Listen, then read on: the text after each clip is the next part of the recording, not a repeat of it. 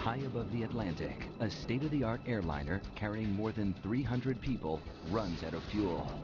And the lives of everyone on board now are in the hands of these two men. This is the true story of Air Transat Flight 236, flying on empty. 236 Heavy declaring fuel emergency.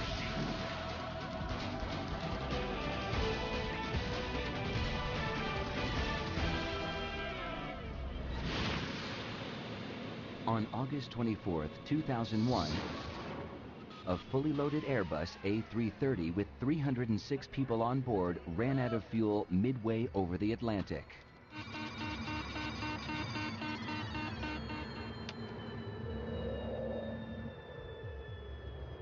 How could a state-of-the-art computerized airliner suffer such a catastrophic failure? Mayday, mayday, mayday. We have lost both engines due to fuel starvation. We are gliding now. Well, we're now at 30,000 feet at the rate of descent of 2,000 feet per minute. We have to ditch in the water. I need you to put on your life jackets right now. This film investigates what happened to Air Transat Flight 236. This is it. It's over. You're just gonna die in the next 5 to 10 minutes. And the speed's increasing, 203 knots now. It's way too fast. Everybody, I need you to brace. Oh my God!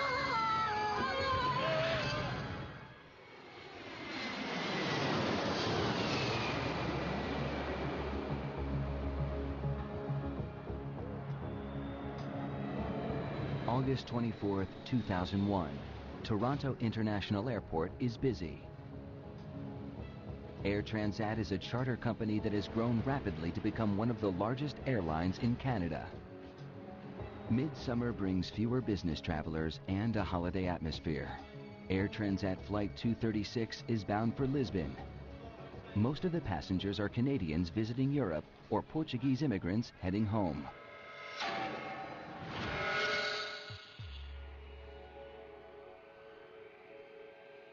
The plane, a twin-engine Airbus A330, is being flown by a young co-pilot, Dirk de Jager, and an experienced captain, Robert Pichet. Captain Robert Pichet is somewhat out of the ordinary. Captain Pichet, from the moment he gets his wing, he gets to learn how to fly in the north of the province of Quebec, where the conditions occasionally are very severe. The flight deck of the A330 is ultra-modern. Banksome computers connected to more than 100 onboard sensors constantly monitor the operation of the plane. This film reveals how serious problems can arise when the pilots get unusual readings from the computers and begin to distrust them. On this night, the computers assist a smooth takeoff of Flight 236. 236 Heavy, follow A320 Air Canada. Turn left on Romeo and hold short on 24 right. Roger, follow A320 Air Canada, left on Romeo and hold short of 24 right. With a crew of 13, Flight 236 has 306 people on board.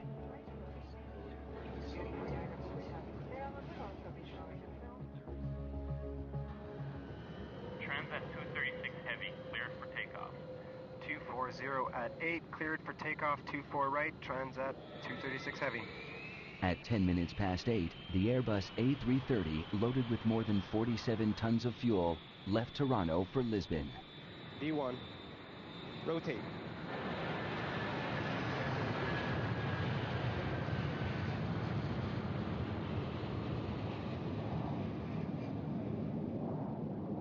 The weather forecast for the Atlantic crossing is good. Everything runs smoothly on the flight deck, apart from a small adjustment to the route. To avoid congestion, air traffic control directs the flight 60 miles south of its original route. It's a minor alteration, but will later play a crucial role. The passengers settle down for the long crossing. We're getting to our next checkpoint. Every 30 minutes, the crew check their position and their fuel consumption against their flight plan. 11.2 tons on the right, 11.2 tons on the left. Despite the computerized systems, some procedures, like checking the fuel on board, still need to be done by hand. 5.2 tons. By comparing the amount of fuel in the tanks with the amount they started with, the pilots can keep an eye on the fuel consumption. Fuel check complete. Levels normal for the distance flown. For the first 5 hours, everything is routine. The flight crew, Air Transat, and accident investigators have all declined to be interviewed about what happened next.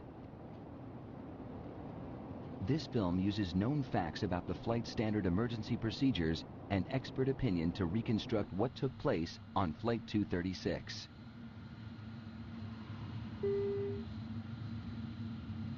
Look, we're getting a warning signal. Oil temp low and oil pressure high on number 2.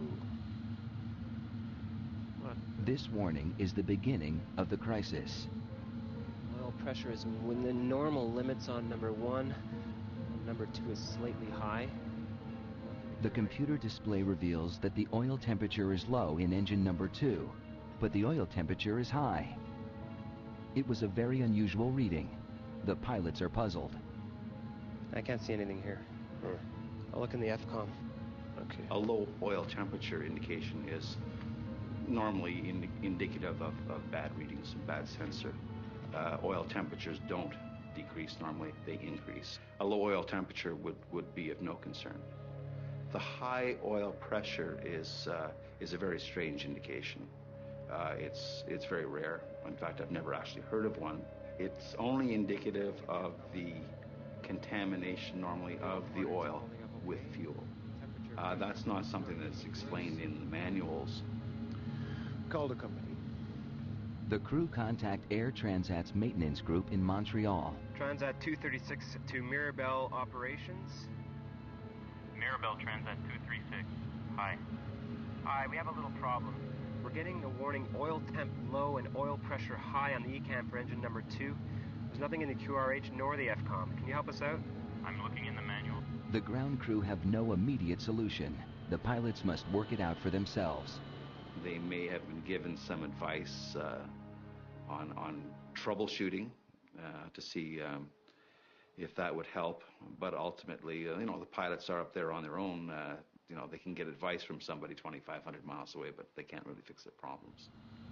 Suggest you keep monitoring your oil levels and see what happens.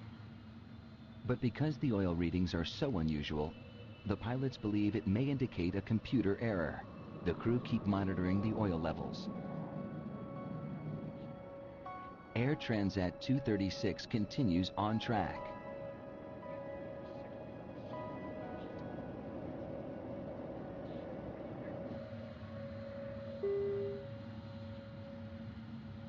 Then, 20 minutes later, a new warning.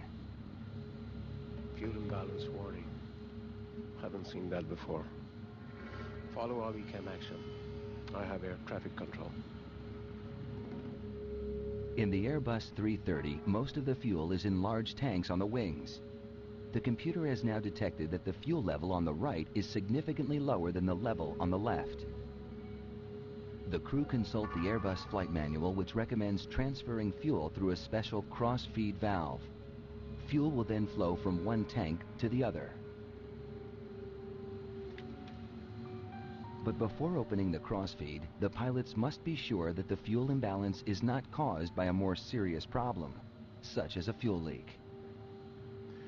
Last fuel check was only 15 minutes ago and it was okay. No indication of a fuel leak. Keep going. Wing crossfeed. On. On.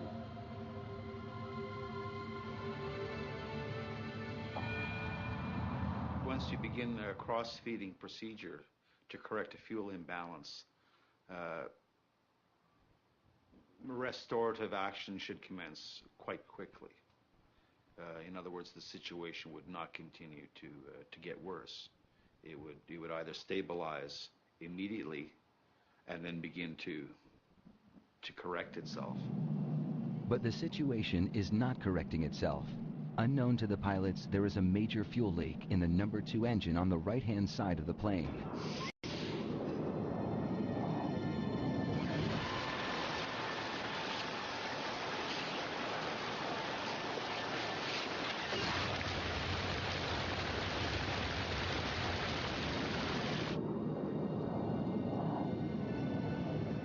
Flight 236 is some 200 miles from the nearest land in the mid-Atlantic. 39,000 feet over the mid-Atlantic, some 200 miles from land, Air Transat Flight 236 is in trouble. Unknown to the pilots, the right engine is leaking fuel. The plane's computer system has thrown out a series of warnings, but the pilots believe these are computer errors. Have you ever seen something like this before? No. Never. Doesn't make any sense. Yeah, even if there is a leak, it doesn't explain the alarms on the oil system. And everything was okay at the last fuel check at 30 West. Yeah. Bet you it's a computer problem. The task of finding out if there is a fuel leak is made more difficult by the design of the Airbus systems. The systems monitor hundreds and hundreds of sensors, and they can be affected by such mundane things as a little bit of frost or ice on a sensor can cause it to present bad data.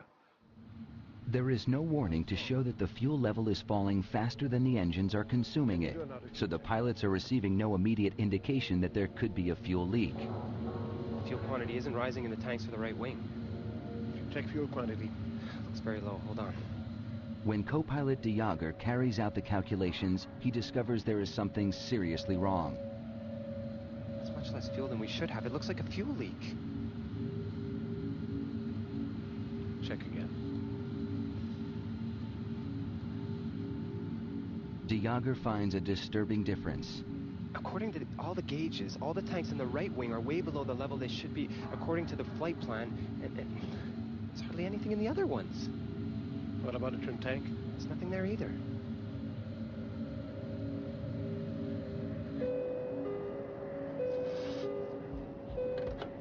Yes?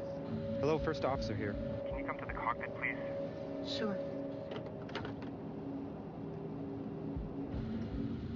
Although Captain Pichet still believes he is dealing with a computer problem, he nevertheless decides to ask for a visual check just in case, to see if it could be a fuel leak.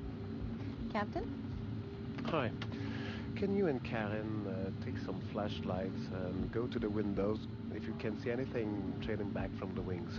It'll look like a mist or a stream, and report back immediately. Okay. Dirk, I want you to do another complete fuel check, please.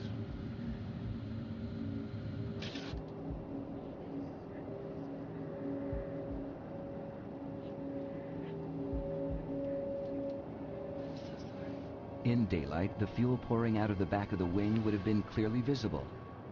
But in the dead of night, even with a flashlight, the fuel leaking from the engine is impossible to see.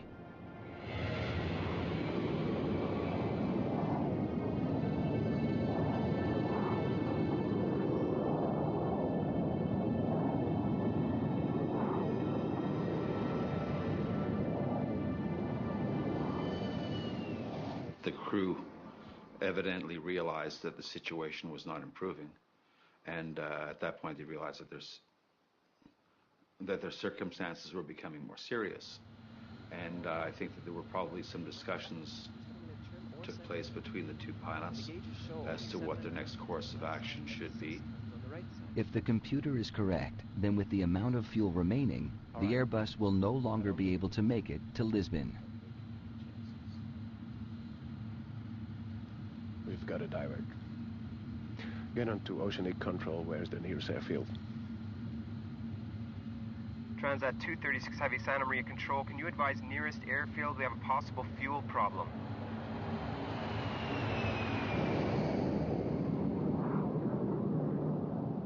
The nearest runway is more than 180 miles away, but with the fuel remaining, Lagesse Military Air Base on the tiny island of Terceira in the Azores should be within reach. Santa Maria Control, Transat 236 Heavy. Proceed 230 flight level 390 direct. 350 miles to threshold. Are you declaring an emergency? Stand by, Santa Maria Control. Not yet. It must be the computer. Transat 236 Heavy, Santa Maria Control. No assistance required yet.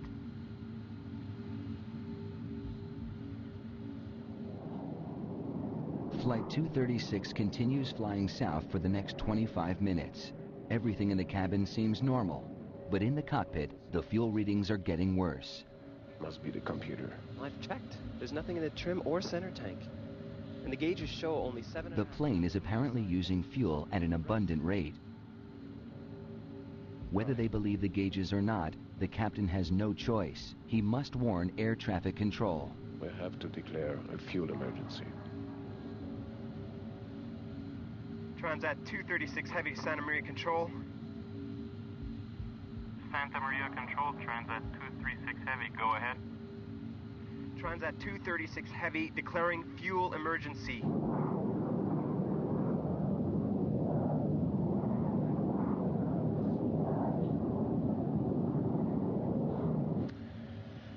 I really hope it's a computer bug, because if we land in the Azores with half a plane full of fuel, they'll crucify us.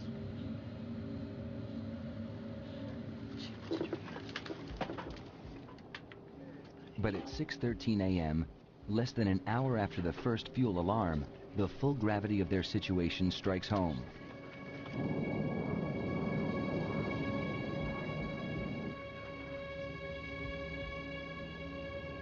The right-hand engine runs out of fuel and cuts out.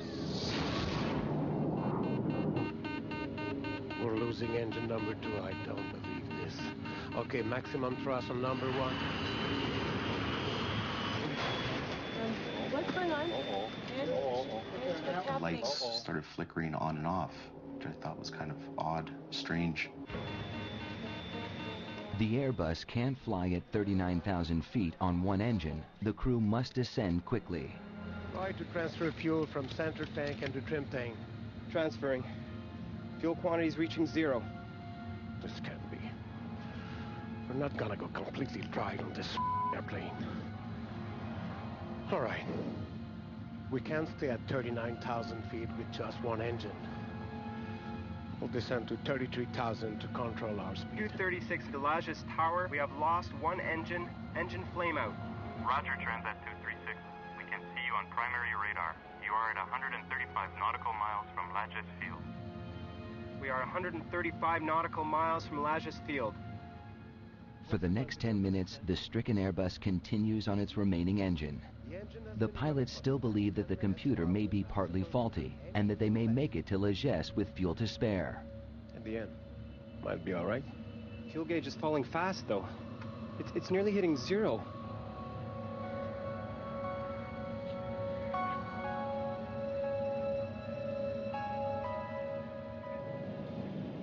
But 13 minutes after the right-hand engine cut out, and with 98 miles still to go, the left engine begins to fail.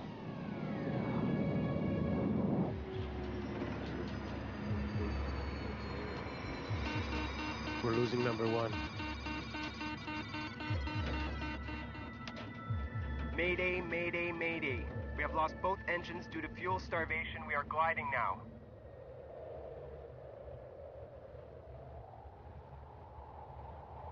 One of the most sophisticated airliners of the modern era, carrying 306 passengers and crew, is now nothing more than a giant glider, drifting steadily down towards the ocean.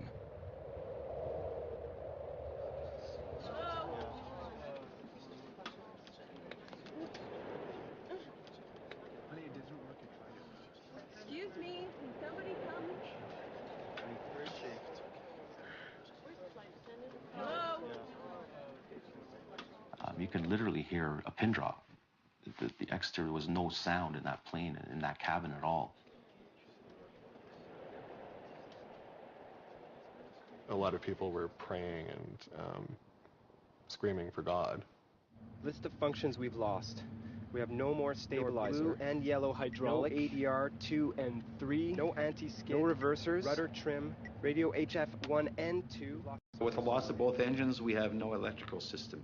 If the engines aren't running, the generators aren't running, so there's no power on the airplane. There is a small device. It's called a ram air turbine. It will deploy from underneath the fuselage near the wing fairing, and it's a small propeller that deploys out the bottom of the fuselage, and it spins in the wind. And that small propeller will provide very limited electrical and hydraulic systems to run the aircraft. In other words, although it's a glider, at least it's a controllable glider. Calculate how far we can go with our glide angle, will you? Well, we're now at 30,000 feet at the rate of descent of 2,000 feet per minute. We can hang on for 14 or 15 minutes. What? I don't want to die on our honeymoon. I was just trying to calm her down, like try and reassure her that everything would be okay. Yeah, it's a very big struggle to stay calm when you're considering your own death.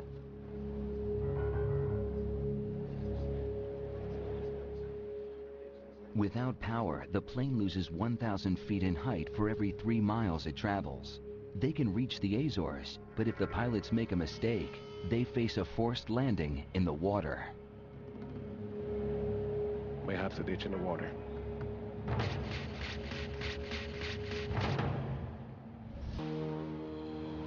Air Transat Flight 236 is now drifting without fuel over the Atlantic. Although their initial calculations show that the plane should make it to Largesse, Captain Pichet must now follow standard emergency procedure for a passenger jet over water. Prepare the cabin. The cabin's slowly depressurizing. We need to put our oxygen masks on. The loss of power means the cabin will soon depressurize. Oh.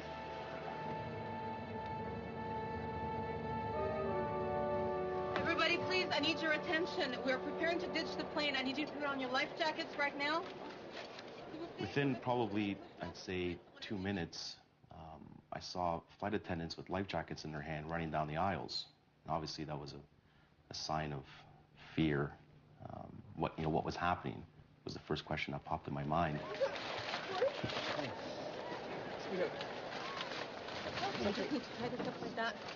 You don't really know what to think.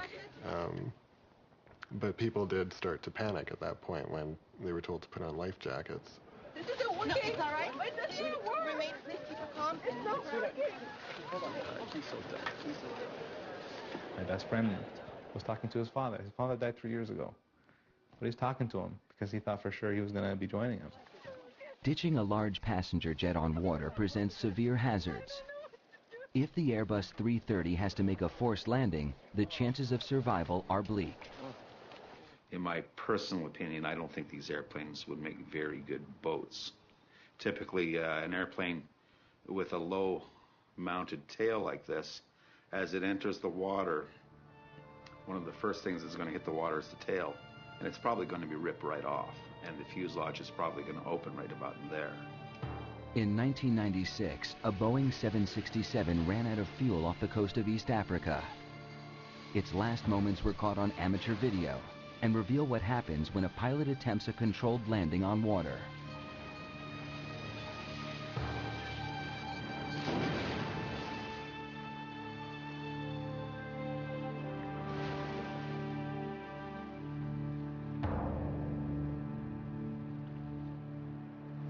Of the 175 people on board the Ethiopian Airways jet, only 48 survived.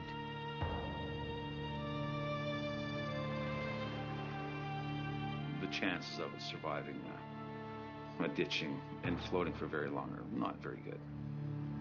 If Air Transat Flight 236 has to carry out a similar maneuver, it faces an equally grave outcome.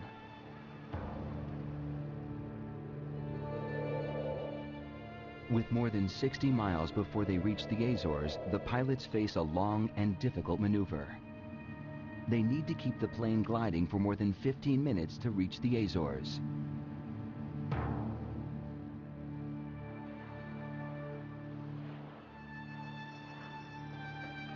Transat 236 Heavy to Lajes Tower. Lajes Tower receiving Transat 236 Heavy. Do you have us On radar, Transat 236. We have you on primary radar. Confirm you're at 80 miles out. Your heading is good. Transat 236 Heavy Lajes Tower? We are trying to make the runway. Please Describe runway, heading, and length. Lajes Tower, Transat 236 Heavy. Runway is 33 and 10,865 feet long. Airport dead ahead on your present heading. Please advise when you have it in sight. Transat 236 Heavy. We cannot see the airport. We will tell you when we can.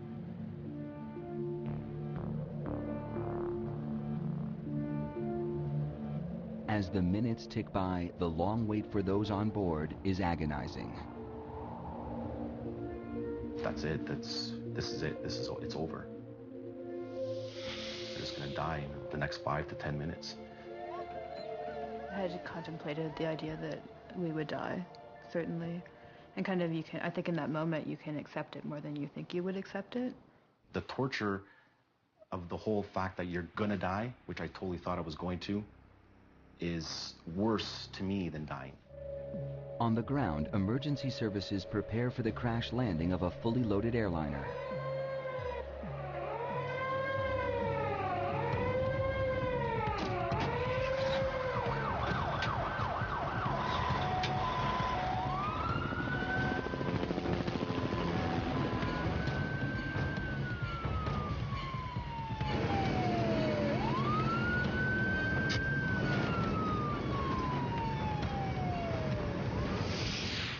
With 12 miles to go, the crew prepare for the most dangerous part of the operation, getting their plane on the runway in one piece. Heavy to Lajes Tower. Do you have our distance from threshold now and weather, please?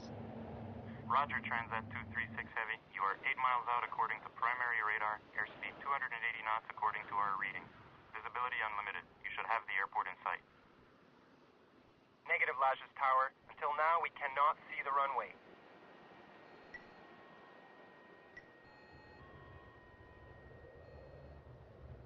There is no room for error. Without power, the pilots have only one chance at landing. If they miss or overshoot the runway, the results could be catastrophic.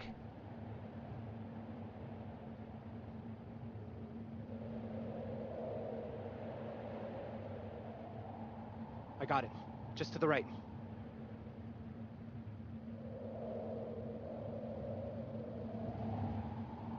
Minimum RAT speed is 140 knots. Maximum speed for gravity gear extension, 200 knots. I'm not lowering the gear until the last minute, okay? Okay. The crew struggle to lose height and speed for landing. Roger, Lajes. 6 nautical miles.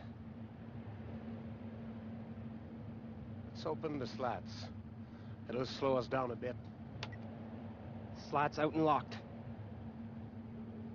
As they approach the runway, their speed increases dangerously. If the plane's going too fast, they could roll off the end of the runway. Lower the gear. Hold on. Speed is about 200. All right. I stabilized the speed. Can you give me a landing speed, please? No engine, no flaps. Ideal approach speed is 170 knots. We're too fast. Yes. But the runway is very long.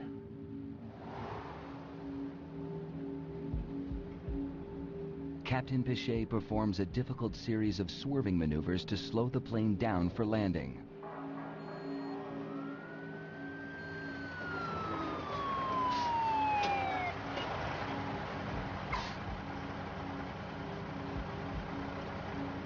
The plane was almost on a 45-degree angle. I thought it was just gonna flip over and just nosedive straight down. The plane was circling around the island to slow down.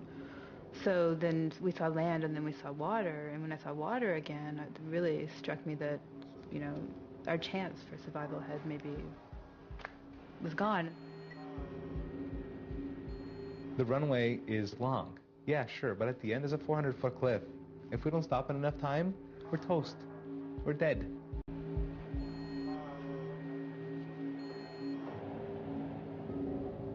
The crew line up the giant Airbus for the final approach. Landing gear down and locked. 3 green. No flaps. Only the emergency brakes. No spoilers, no reverse thrust. 4,000 feet, 195 knots.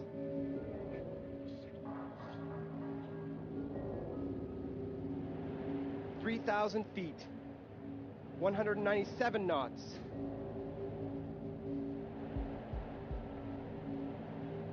2,000 feet, 200 knots. Alert the cabin. Cabin crew, 1 minute to landing.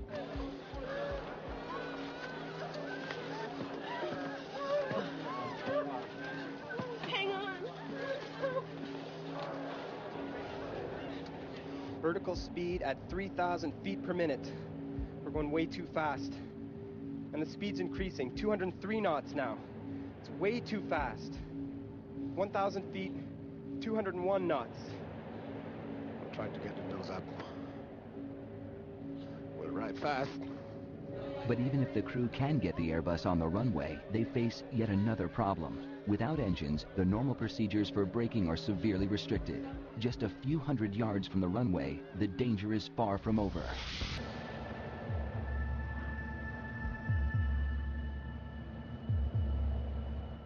The pilots manning Air Transat Flight 236 must land the plane without power and somehow get it to stop. Everybody, I need you to brake. Hang on.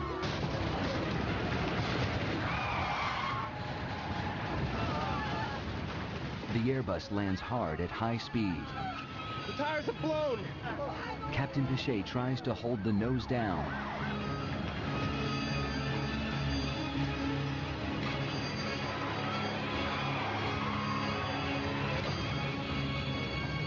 Oh my God!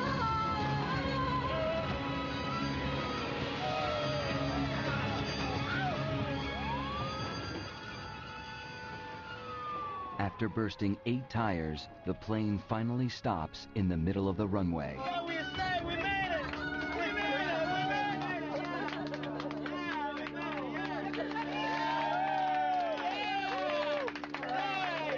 Come on, everybody, get out of the plane right now. Come on, come on. Told you we'd make it.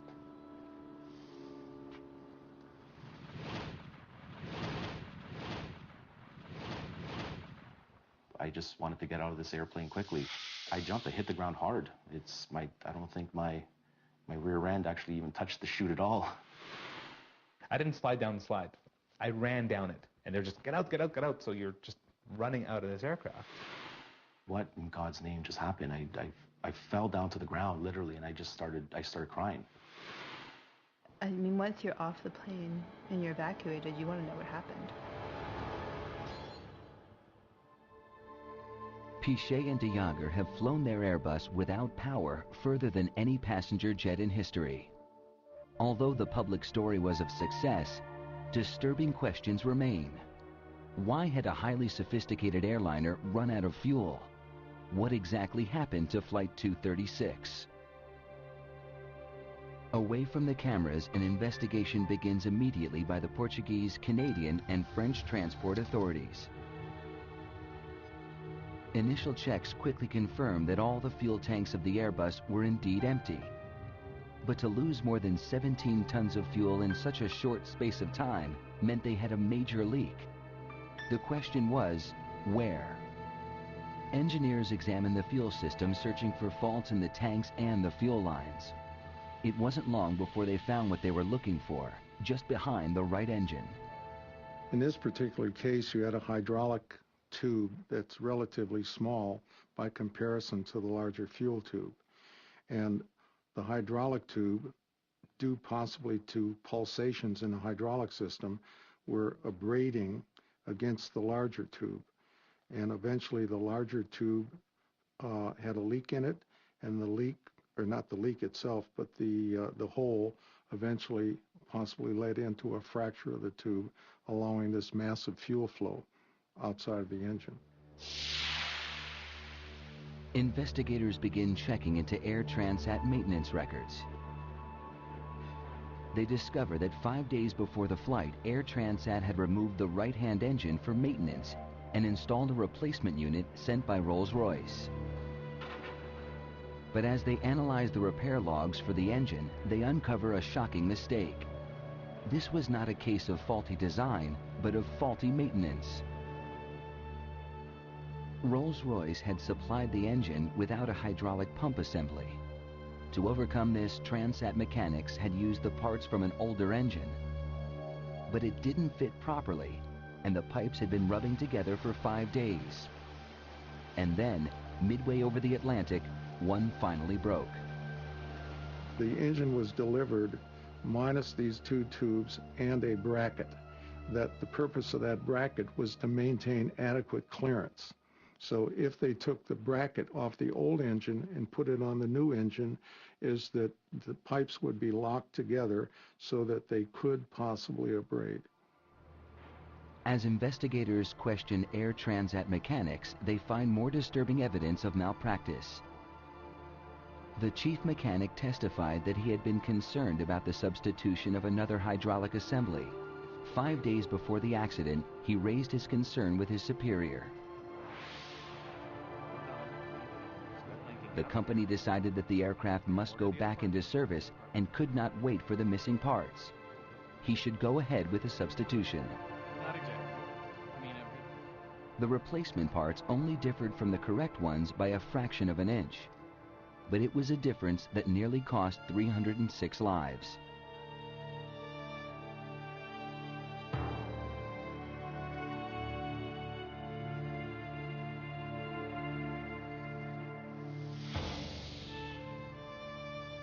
A few days after the accident, Air Transat publicly accepted responsibility for the faulty maintenance.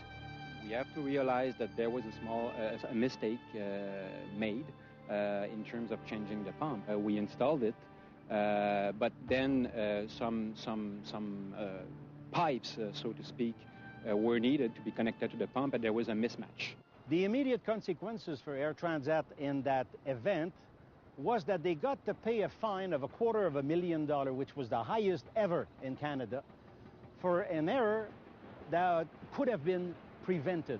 How someone that is supposed to be qualified in their job can put the wrong part onto an engine and risk 300 people's lives is beyond me. This incident is a very strong reminder that regulation is important and safety is important, and lives will be lost in the absence of that. And they're real lives. It's not just, this imaginary figure in your head of 300 people. It's real people who suffer and continue to suffer. If it hadn't been us suffering, it would have been our families. This was by no means the end of the story. Investigators now turn their attention to the cockpit itself. What role did the crew play in the events of August 24th? Could they have done more to avert the crisis? Key questions remain unanswered. Questions about what had happened on the flight deck. The investigation into Air Transat Flight 236 discovered that basic maintenance errors had led to a fuel leak.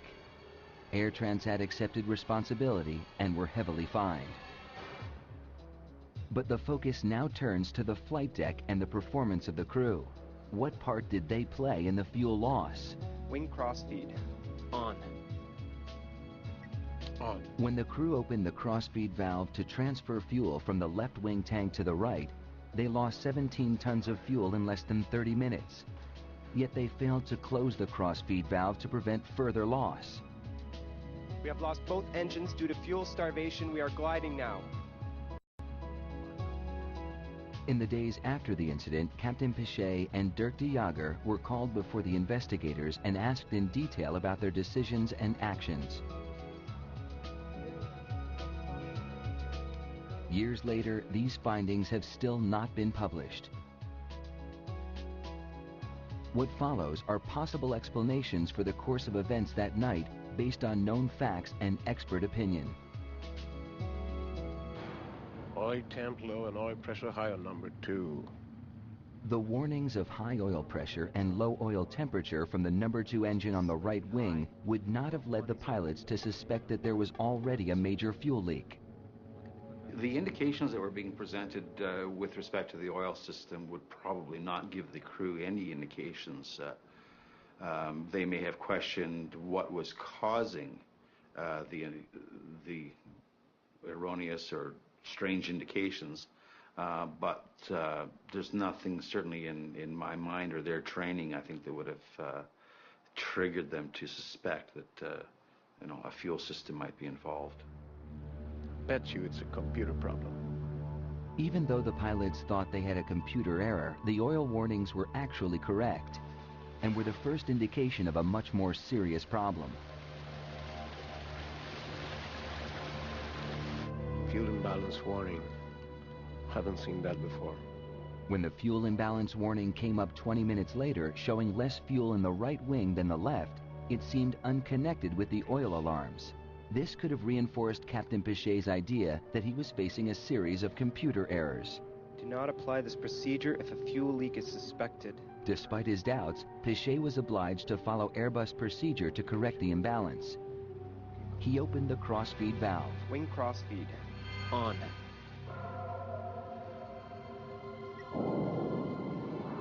But was following the checklist enough?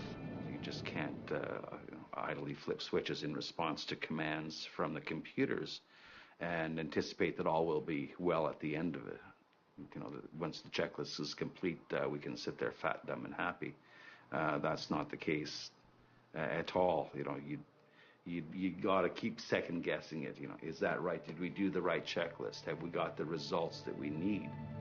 Once the pilots calculated the high rate of fuel loss, they should have suspected a fuel leak. Transat 236 Heavy declaring fuel emergency. By the time they had confirmed the leak, their options were severely limited. Now they had a choice. Do I close the crossfeed and see what happens, or do I leave the crossfeed open as the fuel imbalance checklist has dictated, and maybe the situation will correct itself? The crew wasn't really sure. Captain Pichet believed for a long time that he was facing a computer error. It was only when the engine stopped that he had to accept that the fuel leak was genuine. The technological complexity of modern aircraft can help to make them safer and more reliable. But it can also lead to the problems that nearly brought catastrophe to Air Transat Flight 236. Discrepancies in replacement parts led to a fuel leak. Distrust in computers led the crew to misread the situation. These errors combined to have huge implications. Only because air traffic control initially sent the plane 60 miles south to avoid congestion was Flight 236 close enough to the Azores when the crisis struck. Otherwise, it would have had to ditch in the ocean. The investigation remains unpublished. Airbus blames the pilots for mishandling the fuel leak. Robert Pichet and Dirk de Jager continue to fly with Air Transat. In August 2002, they received one of the highest honors of the International Association of Pilots for the longest glide ever accomplished in a passenger airliner. After the accident, Airbus modified its checklist in the event of fuel imbalance. From now on, the computer checks all the fuel levels on board against the flight plan. It now gives a clear warning if more fuel is being lost than the engines can consume. Rolls-Royce has reissued a service bulletin alerting all of its clients of the incompatibility of two almost similar parts.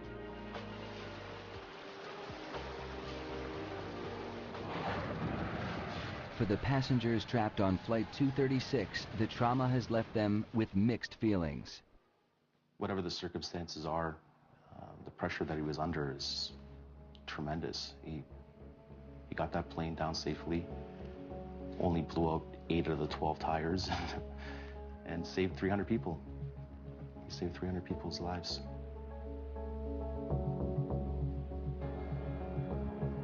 Captain Pichet saved our lives, and whether or not he made an error, or if there was a failure of a computer, it doesn't really matter because we're alive.